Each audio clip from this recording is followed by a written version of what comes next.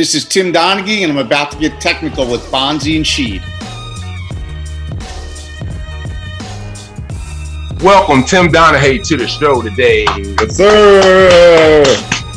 Yes, sir. I never thought I'd get a clap from you guys. Man. Yeah, you know, hey, man, hey, look, my whole thing is, hey, bygones, bygones. What happened then, happened then. You know, we're all different now. We're all grown and older men, so it ain't about us no more. It's about the family. You know what I mean? I appreciate that.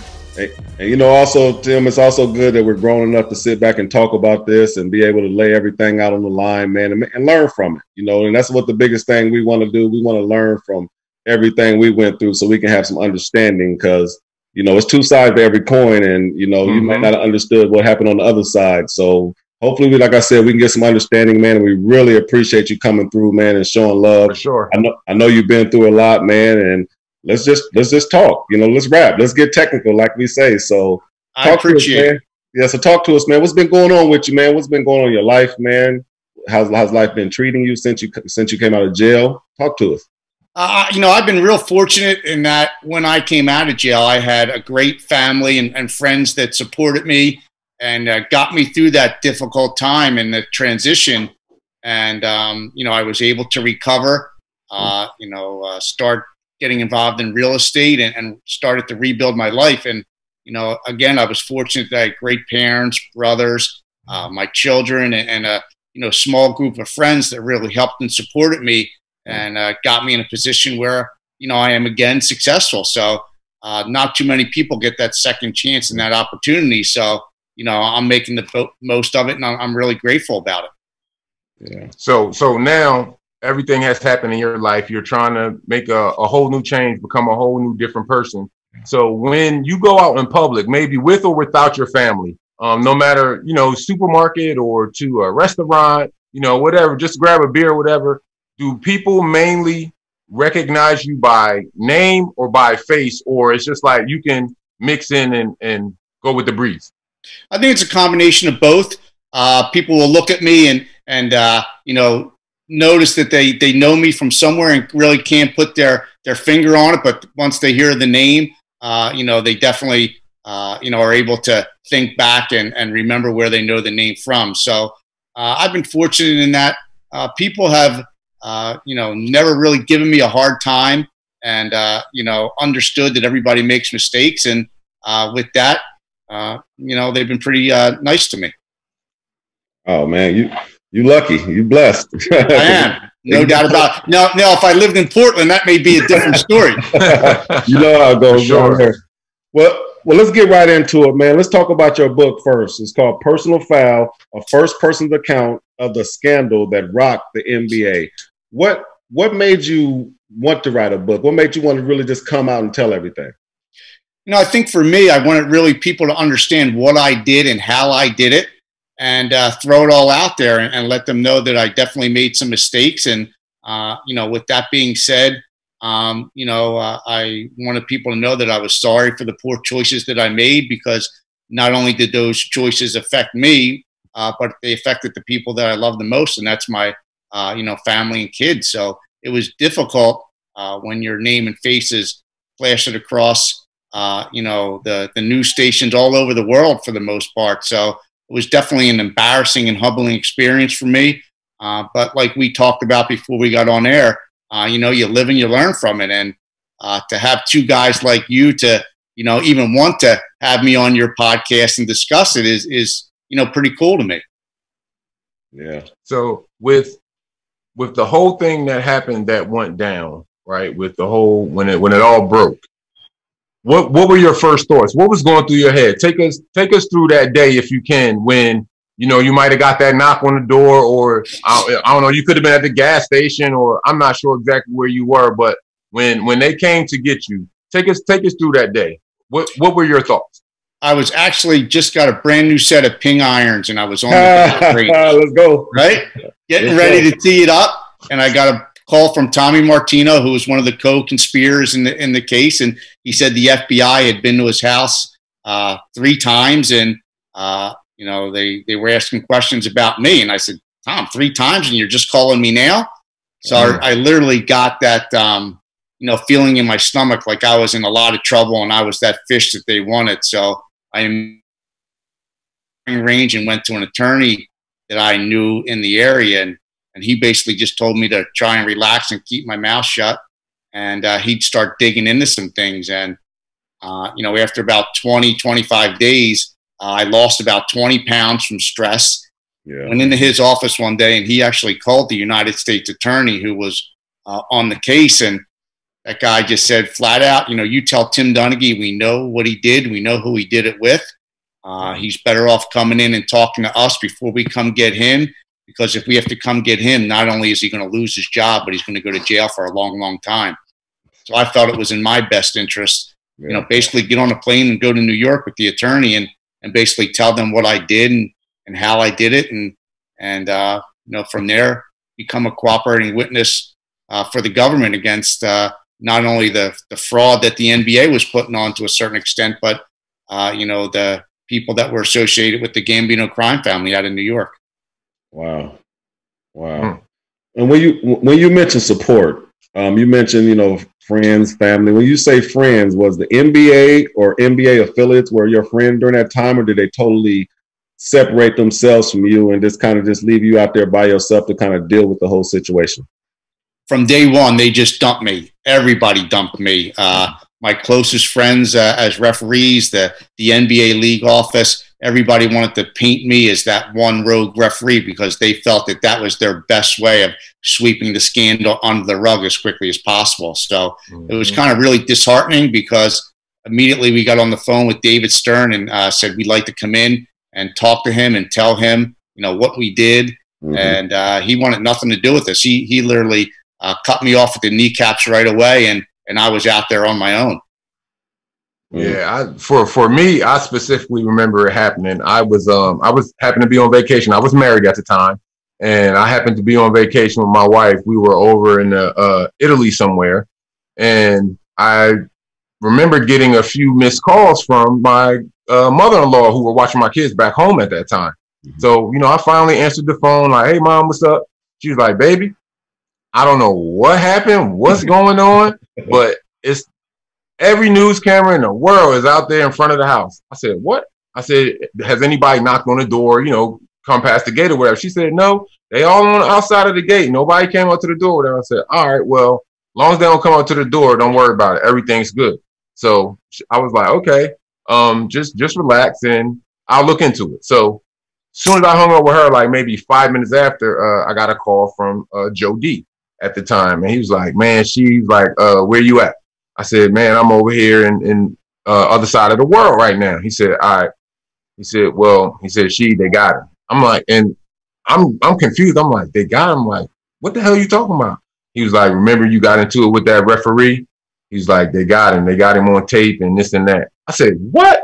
I said, "Oh," I started yelling. "Oh," I was like, "Oh shit." I said, I felt at that time, I said, I felt a little vindicated. And from myself, I was like, yeah, from all the years, I've been fucked with and this and that. Now, I'll let you know, and I'll say this to you and to the people. Every technical foul that yourself or maybe some of the other guys might have called on me, everyone was not y'all. That I will say. It was sometimes I threw a couple of MFs in there and some F-bombs and, just talking junk. So that I will say, I'll get that out there first, but I kind of sort of felt a little vindication once I got that phone call with it. And after that, he was like, "Well, when you come back home, everybody's going to want to talk to you and this and that." I said, "Look," I said, "Man, don't worry about it." I said, I'm going to do me. So just played it all to the left. And then I got bombarded with questions, that following season. I was like, "Look, if y'all ain't really got nothing to say about the Pistons and, what we doing now, blah, blah, blah." So just played the part with it to, somewhat make the organization that I was playing for look good, because I didn't want to look like a crazed animal, right, trying to just bash. So, it's not about that all the time. Right. And speaking of those technical fouls, especially with you, depending on who was refereeing the game, if I was with a couple of my buddies, we'd throw $20 up on the table when we had a team like Portland and you, and we say the first one to bang she with a technical foul gets, the $60. So there are a lot of games that went on behind the scenes when you say you deserved all those technicals. Probably a couple of them were given out a little bit quicker than they were for the next guy because, of a simple $20 bet in a locker room. Wow. And that's crazy that y'all was really doing that. that's right. Crazy. But I get it, but y'all make it like it's a friendly bet, but did y'all ever think about the other side of it for us? Like, I mean, you mentioned just a moment ago how embarrassing it was for you that your picture was all on the paper, you were on every news outlet, they were just defiling you and your family name, and just how embarrassing that was for you. But do you understand that was us all the time?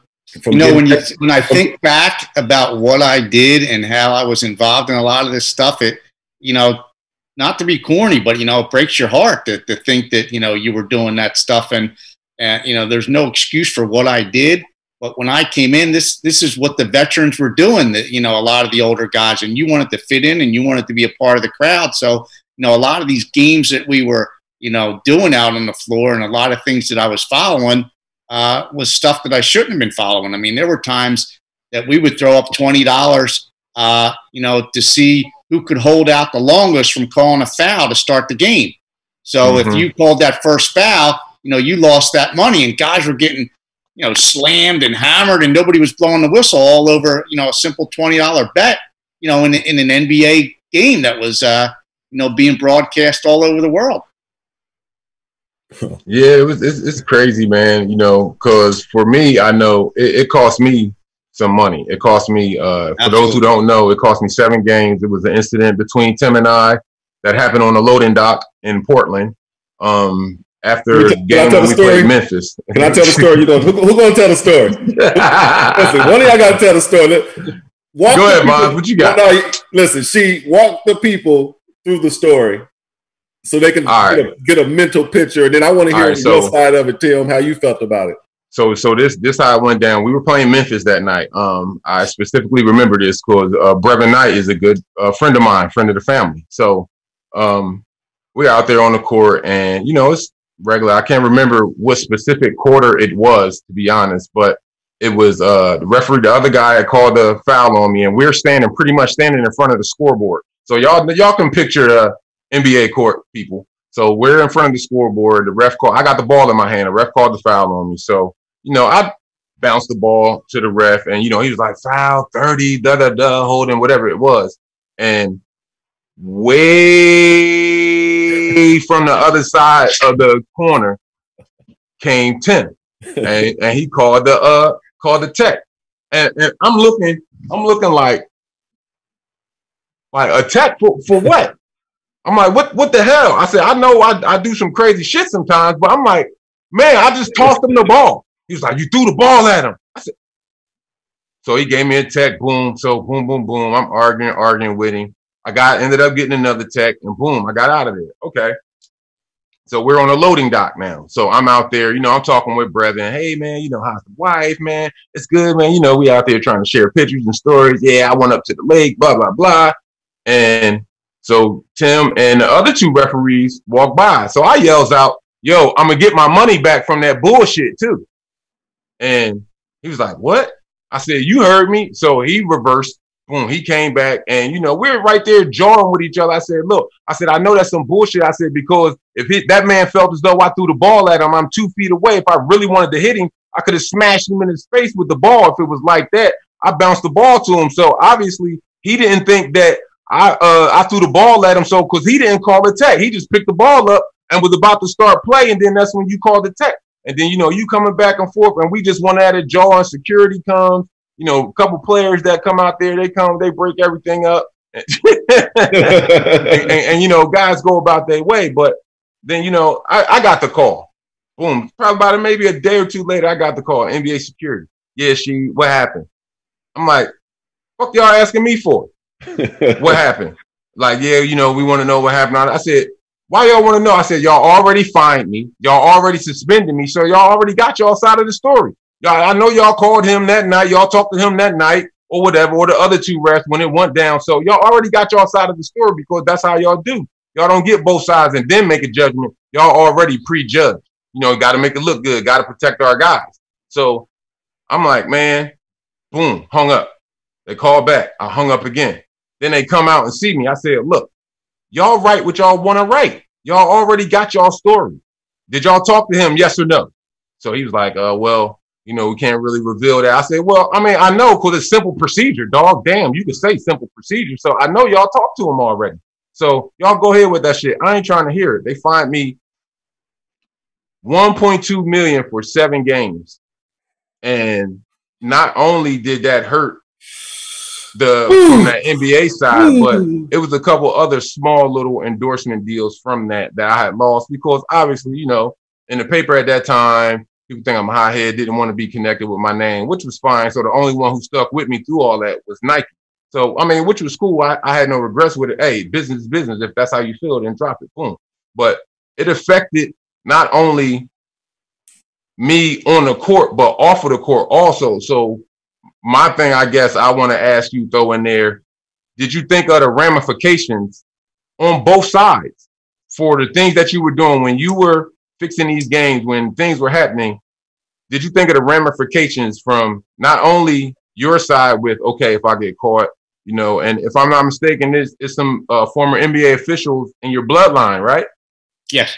Yeah. And so with that, what were you thinking like, damn, how would this make Unc feel? You know, if I got caught with this, boom, boom, boom, or, you know, it was like, damn, was Unc doing this too when he came in? How can I be a better referee? Do I have to do this? Like, were you thinking of the ramifications from both sides? Because it was sure ramifications on my side. You know, I got my wife looking at me like I'm fucking crazy and everything. I'm like, yo, babe, I'm telling you. I told her, I said, I swear on everything. Everybody thought Rasheed Wallace is crazy. Oh, when I say they cheating and this and that, and I'm getting fined for not saying nothing. I'm getting fined for saying shit. I can't do shit on the court. So that's what made me always say, cats make that shit too obvious. Did you think of the ramifications? Obviously not. And you know, I'm not here to tell you that, you know, that story that you just told was 100% accurate. I'll give you a little bit, very accurate, but I'll give you my version. Just, you know, when Scott Wall made that call and turned his back to report that, I personally felt like you threw the ball, not hard at him, but you threw the ball at him and it hit him in the back. So I felt like you tried to show him up. And of course, I gave you the technical foul, which in my mind, I felt like it was deserved. And then you came at me and, you know, I gave you technical and threw you out. Afterwards, you know, we're in the loading dock and you said something to me. I shouldn't have said anything back to you, and I did. I told them that I did that, and I was 100% wrong. You know, what they did, you know, after the fact, really, I had no control over. And when you say I fixed games, I wasn't out there fixing games in the sense that I was putting Sheed or Bonzi or Kobe Bryant to the bench so that certain teams won bets. That's not what I was doing. What I was doing was when we were in morning meetings at, say, 11 a.m., and we'd go over Portland versus the Lakers. And they'd say, listen, this is what I want you to concentrate on tonight. I want you to, you know, watch Sheed in the post. He's pushing, he's holding, he's shoving. Or Bonzi's walking with the ball before he makes his move. You know, when they told us to concentrate on certain things against certain teams, I knew that they were going to be put at advantages and disadvantages. And with that said, I knew the line was off by 4 or 5, sometimes 6 points. I was passing that information off to people, and they were betting millions of dollars on those games. So you don't think that's fixing? I do, absolutely. Okay. But I think it's really doing what the NBA wanted me to do with my job. So am I out there doing something different than the other refs are doing or what the league wants us to do? No, and I was one of the highest graded referees in the league at the time. So I was just doing what they wanted me to do. What I was doing that was wrong was passing that inside information along to people that I shouldn't have been. But really, what I was upset about was the league didn't accept their responsibility in the whole thing. And when it came time during the playoffs, it was tenfold what they wanted you to call and look for, because they wanted those playoff series to go from 2-0 to 2-2 or 3-1 to 3-3. They wanted those games to go 6 and 7 games if at all possible. So, was I wrong? Sheed, 100% I'm wrong. I'll be the first one to apologize to you. I think I apologized to you the last time we did a show together in North Carolina. So, for that, I can't apologize enough, not only to you, but to every other player that was in the NBA at the time that, this affected. And, if I could turn back time, I'd be the first guy to do it. But we know, unfortunately, I can't. So, yeah. No. Well, Tim, we really respect that, man, that you could, even say that. It takes a lot of man to really look somebody in the eye and tell him that he's sorry and he apologized for his wrong. So that's what's up, man. So, but as listening to your story, like you was talking about those 11 o'clock meetings. So basically, you guys were targeting certain players and let's talk about some of the referees that, like Rasheed said, your bloodline referees, some of your older referees, your vets. Were they known to target certain players or have some type of beef with players or relationships with players coming into the game that made you may think like, hey, this person has a problem with this guy. I don't care what the spread is. They're going to lose tonight. Were there referees out there that were known for targeting players? Absolutely. I mean, you look back, and I really don't like to throw out a lot of names. My family was affected by this, so I really don't want to affect other people's families, but I'll give you an example of a guy who's retired, Mike Mathis, and you guys probably know this story, sure. Had the biggest problem with Charles Barkley, and he felt that Charles dislodged people in the post when he had the ball to create space to get off a jump shot or get to the basket. So, anytime something like that took place, you knew whatever team he was playing for at the time was at a disadvantage, and he was at a disadvantage. And, nobody knew Mathis had those games until right before the game. Now that whole situation has changed to where the referees are announced in the morning. But, there were certainly a lot of relationships that I knew of that affected the game and the situation and put teams at advantages or disadvantage. And, I'll give you another example. I was in LA one time, and in the morning meeting, one of the league officials came in and said that Phil Jackson just sent a DVD in to the league office of Kobe Bryant going to the basket and getting fouled about 25 times, and the referees not making the call. Mm-hmm. Well, I knew after that meeting with my crew that Kobe was going to go to the line probably 20 times, and the Lakers were going to win by 15. And not only was it going to happen the game that I was officiating that night, but probably the next 3 or 4 games because that guy was staying there and was going to prep the next set of referees coming in. So there was information like that I was using that allowed me to pick these games at 80% correct. Ooh. So with that, like for me, what's hard for me to understand or to see, like what brings that personal hate? Like why? Like we all know it was the beef with AI and Jabby. Like what brought that hate on? Like I know it was somehow, some way with you guys referencing for so long, he had to tell you something about why he hates AI. Like what brings the hate on? Why do y'all come to? Well, I shouldn't say y'all because you're not a referee now. My apologies. But why did then referees came to the games either with attitudes or that's so much hate or dislike either for a coach or a player at that time? Why not just call a game fair?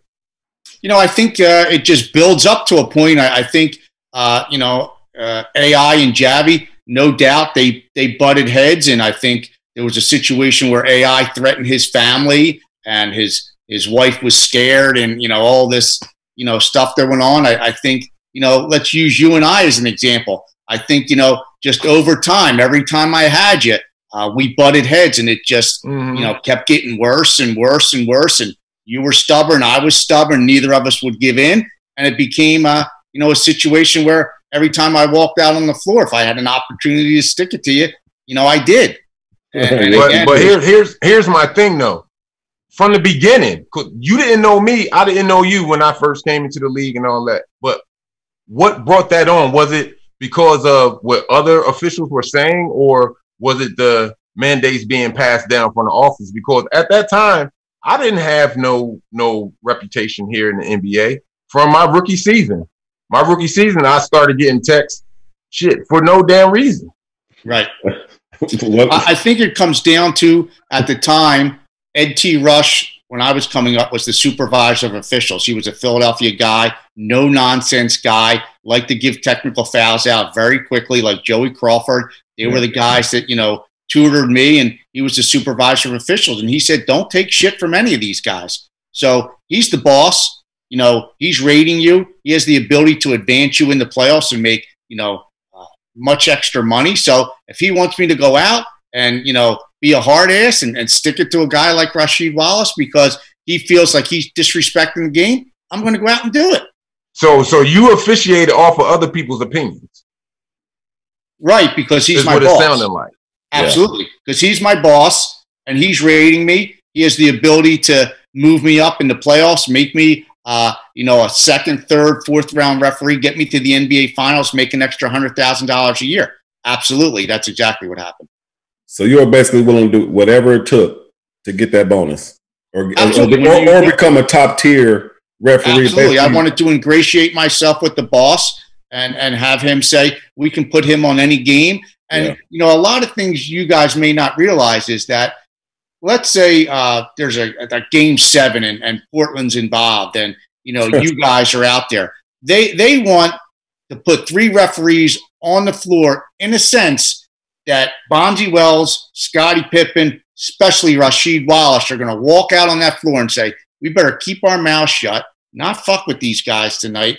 And that's what's going to, you know, make it look good for TV. The league doesn't want people thrown out of games and stars like Rasheed thrown out in the first quarter. People pay a lot of money to come to these games and sit courtside. So their feeling is, you know, we'll put 3 guys that, you know, for the whole year stuck it to these guys, and they're not going to mess with them in this pivotal situation. Well, you know, it's funny. I already knew that, though. Well, you know, it's funny you said that. You know, Tim, we was just talking about, let's focus on that game 7. And we always talk about our game 7 2000 series when we were with the Lakers. We were up 13 going into the fourth quarter, and just how things changed. And we always look back on that refereeing crew. And that refereeing crew was Steve Javie, Dick Bevetta, and Hugh Evans. And as we look back, you know, we read your book, and, you know, you called some of the referees company men. Were those 3 guys, would you be considered company men that you knew would possibly be sticking it to us at any given time during that game to make sure that some of the bigger market teams will win, like the Los Angeles Lakers, or the bigger stars will win? Absolutely. Dick Bevetta, who I refereed countless games with, him and I were joined at the hip. Yeah. He flat out told me he was the NBA's go-to guy. He was put on game 6s to make sure they went to game 7s. And unfortunately for you guys were put at the, you know, pivotal end of that. Or he would say, you know, listen, I'm no fool. I remember when David Stern said on national TV, the best matchup in the NBA Finals was the Lakers versus the Lakers. So you think, you know, global attention is going to be on the Portland Trailblazers or the Los Angeles Lakers? So he was the NBA. You know, he thought he was the judge, the jury, and everything. And you know, unfortunately, you guys were at the end of that. And I'll say this: I felt like you guys deserved the ring. I wrote that in the book. The Sacramento Kings in 2002. I thought they were the best team. I thought they deserved the ring. And you go back to Miami and Dallas when you know, that whole situation.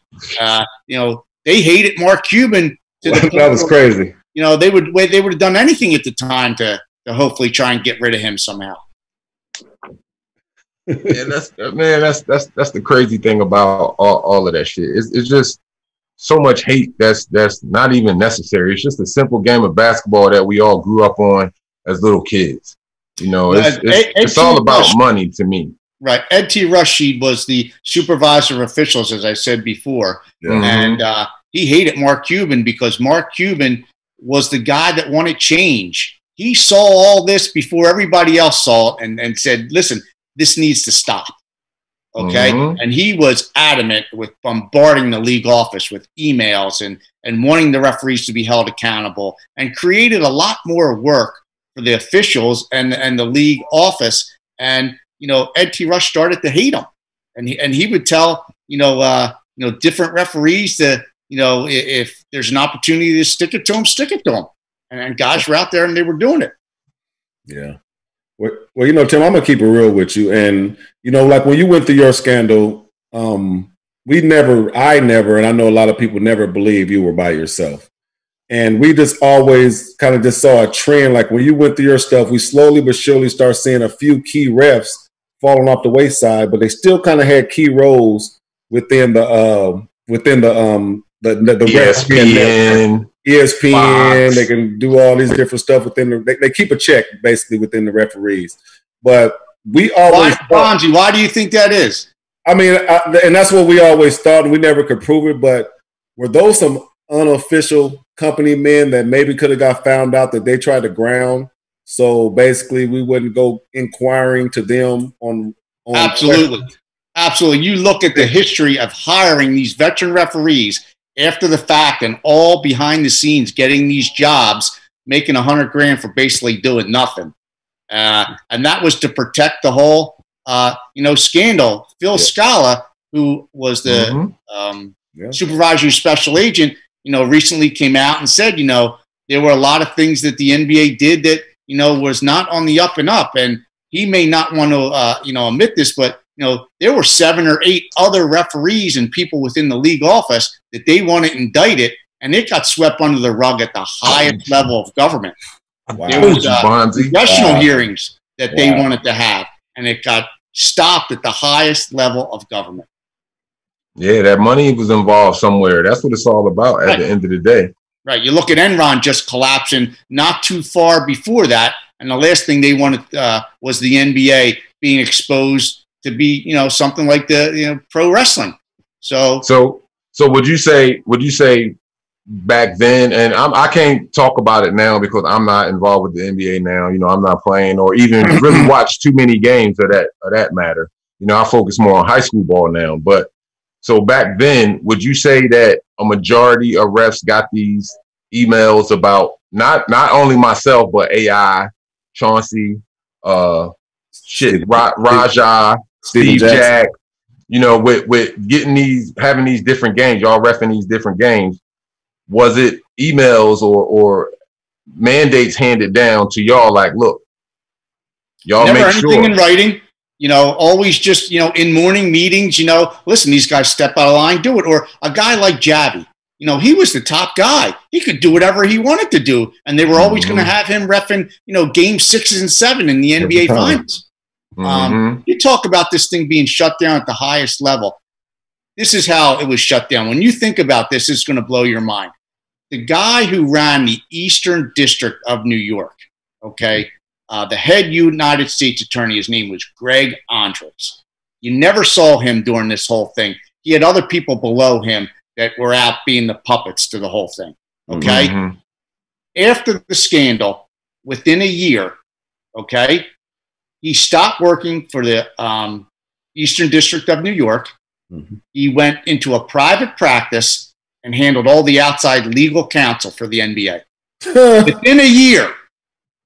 Now, you tell me behind the scenes that wasn't being done. Not only that, David Stern offered Phil Scala, who was the supervisory special agent for the FBI, a job before the whole thing was even over because he wanted to have him, under his thumb. He was hoping I went to jail for 10 years and was never able to talk.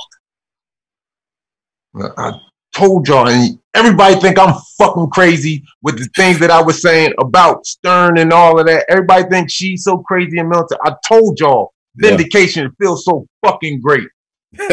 But you are crazy, Sheed. But sometimes I am.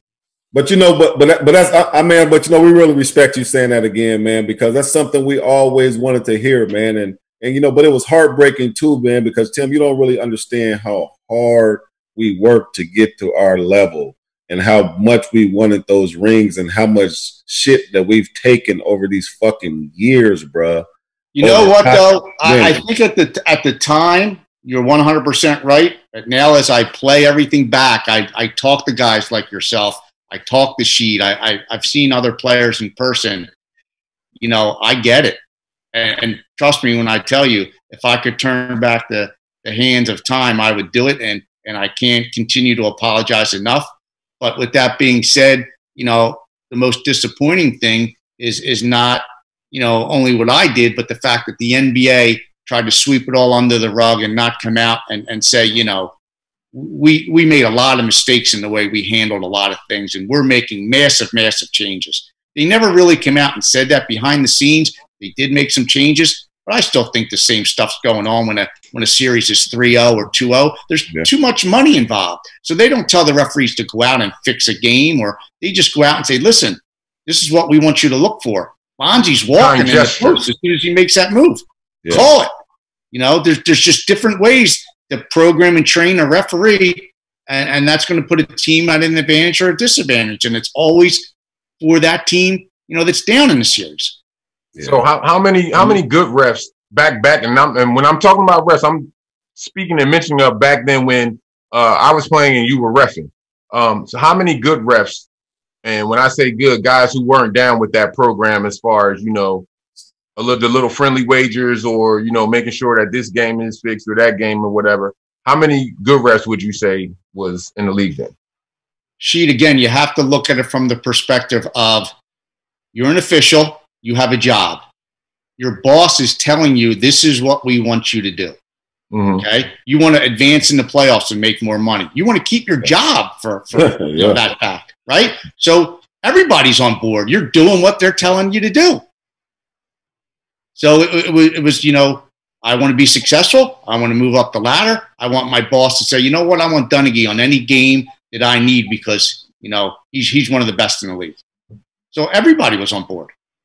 So what's your GP now? What's your game plan now? Are you going after the league about anything? You know, one of the most disheartening things is, you know, they took my pension. I have 4 daughters. And they took my pension from me, which was very hard. I'm lucky. Mm-hmm. I was able to somewhat recover, but as we talked about earlier, you know, I had a great set of people that stood by me. So I'm fortunate, and if it wasn't for that, you know, I'd be homeless somewhere, to be honest with you. That's how bad they stuck it to me and screwed me over when it came to the point that, you know, I was the one lone wolf. I was the only guy that did this. It was bullshit. Did I do something wrong? Absolutely. I shouldn't have shared any information that I had, but the information shouldn't have been there to share. Yeah. And that's crazy. And, you know, Tim, you seem like a real cool, down-to-earth dude, man. And I know you probably was really friendly with some of your colleagues, but you can't tell me when you was hitting these licks with these bets that you didn't at least tell one person on the refereeing staff that you was tight with. And as we read your book and we heard some other stuff, we knew that you and Scott Foster was really, really cool, and that was your man's. You can't tell me, and I know this ain't snitching, but if Scott Foster is your man, you can't tell me he didn't get no type of benefit during this whole process. Bonzi, I honestly, I have not lied to you tonight. Yeah. I didn't lie one time in the book. If you read the book, Phil Scala, who was the supervisory special agent, wrote the foreword, said I told the truth at every turn. Yeah, I can just tell you what I did. I can't tell you or speak for what Scott Foster did, but I can tell you that I do not know that he did what I did, which was pass the information along and bet on games. He loved to gamble, as did a lot of us. Yeah. You know, a lot of people had a lot of buddies who liked to gamble. So, you know, did he relay some information to people? You know, that's a question for Scott Foster. Yeah, because damn, y'all was some badass gamblers though. Shit. Yeah. Well, I'm gambling, Chief. But you know, I mentioned Scott because, you know, you remember the controversy early in the year with him and Chris Paul, you know, going back and forth, and Scott allegedly came up to Chris and mentioned about a 2008 game in the playoffs, Game 7, when the New Orleans Hornets were playing the San Antonio Spurs, and I was actually on that team. It was my last NBA game. It was Game 7, and Chris Paul fouled out.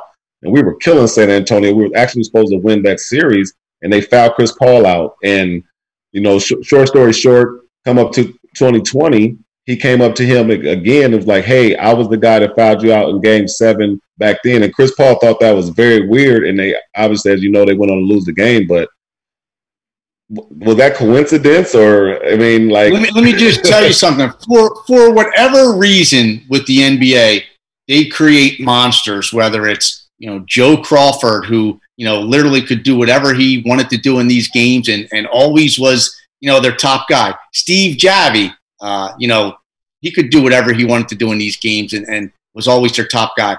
And Scott Foster, I mean, they created monsters in a lot of these guys. And I'm here to tell you that they were not the best referees on the staff when it came time to you looking at film and saying, are these guys getting the calls right in every night?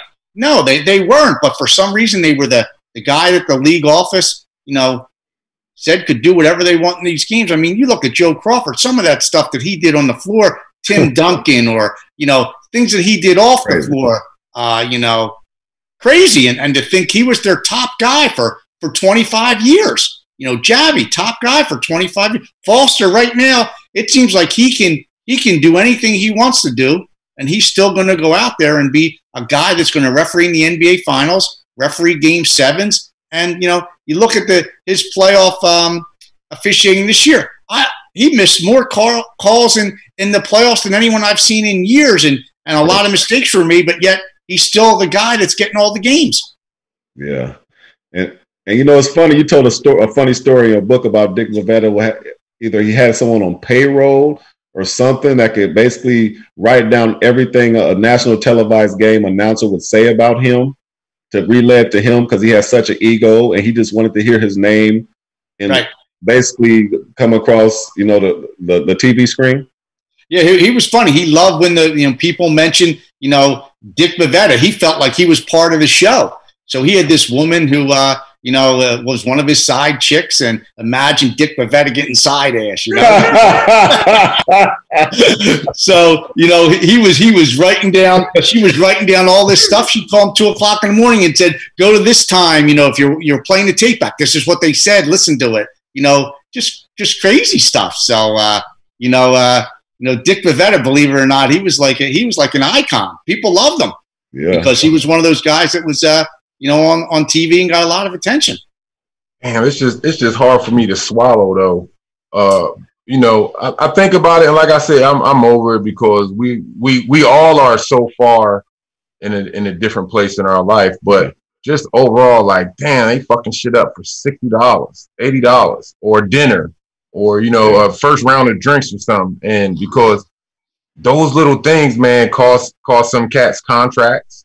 Other teams might have been interested, but damn, he gets so many technicals or this or that. I was just thankful that I had players for the most part vouch for me because, throughout the league, it was portrayed that, I'm a hothead, I'm the asshole, this and that. And I'll admit, sometimes I was.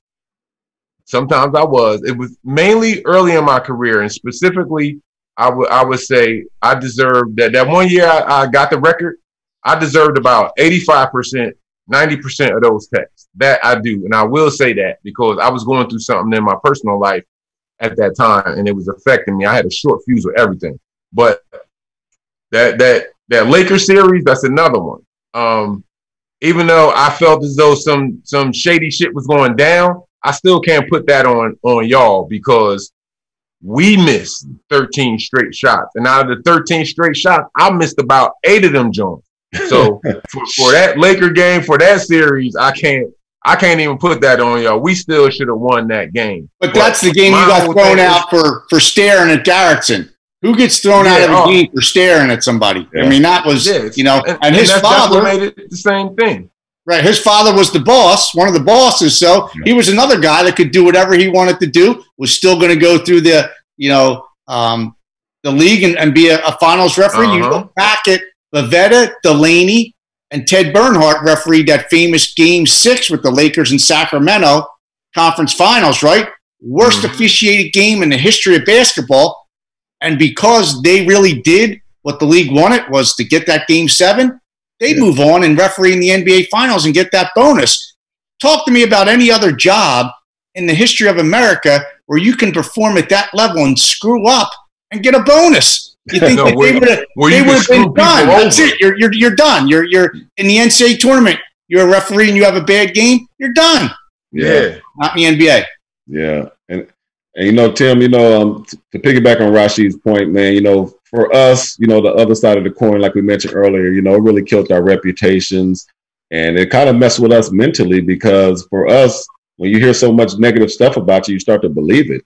And I thought we were crazy and wild and did wild stuff, but to hear you kind of tell us that it wasn't just always us and you guys played a part in it. It makes us feel a lot better because I used to have to question myself, and I know Rasheed's probably questioned himself too, and countless other guys who probably. No, I didn't. I knew I wasn't crazy. I knew what I saw out that motherfucker. I knew what I saw. Yeah, for sure. But I know myself because me and Rasheed talk about this. My career wasn't as lucky as Rasheed. Rasheed was able to recover and go to a place like Detroit where they gave him a second chance. Countless other guys got second chances to kind of reclaim their name and kind of change people's perception. And that was hard, but I really appreciate you coming on here and kind of setting the record straight, man, because we hated your motherfucking ass for a long time, and you was on our fuck you up on site list.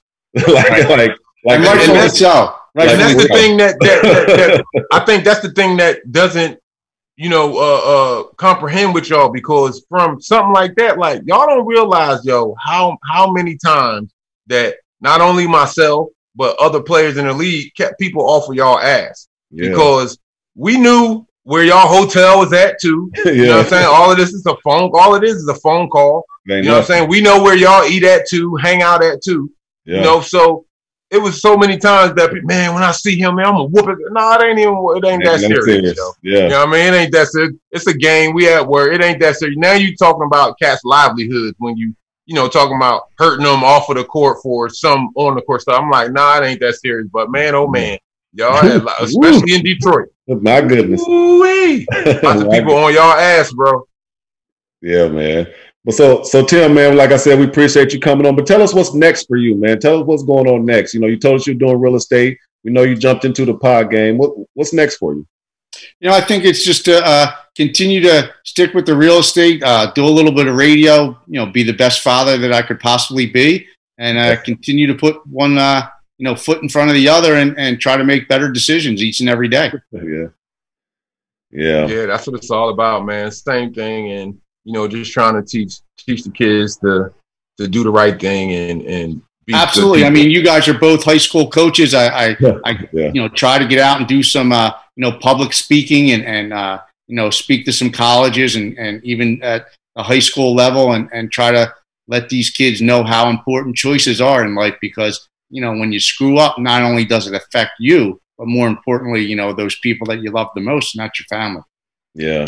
Have you thought about maybe going to maybe some high schools or colleges or whatever, and I guess doing talks with them, showing them different keys and different things that referees might look for on that collegiate level or that NBA level, just to share your knowledge, because you've been refereeing for a long time. So obviously you have knowledge.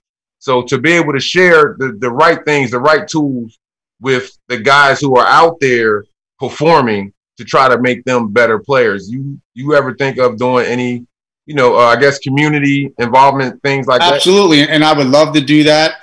Unfortunately at the NCAA level or at the NBA level, nobody wants to touch me or my name because, they want the whole thing to be done, swept under the rug. But, at the high school level, I would be more than glad to do it. And I wouldn't even, want any money for doing it, because I think that it would be, a good thing for me to do, a good thing for me to be involved in doing some community service. I do a lot of stuff here in regard to that. So, I'd be more than willing if somebody wanted me to come to their high school or speak to their kids or their team. I'd be certainly more than willing to do it.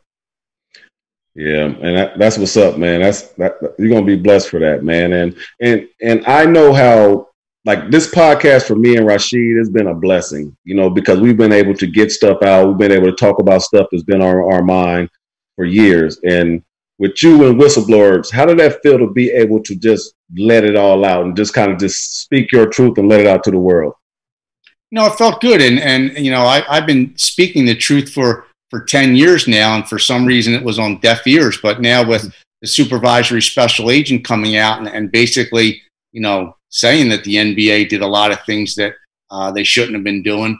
I don't want to say it vindicated me, because I was a part of it. Yeah. And, like you guys said, it affected a lot of people. And I think it would have been, able to heal a lot better if the NBA would have come out and said, we were also wrong. But they didn't, for whatever reason, because they had to protect the big business aspect and the global attention of the NBA. And, they were able to recover from it. And, fortunately for me, I was too. So, you know, I just wish that they would have accepted a little bit more responsibility than what they did. Shit, he took it to the grave with him. Yes, he did. Ladies and gentlemen, Tim Donaghy. Yes, sir.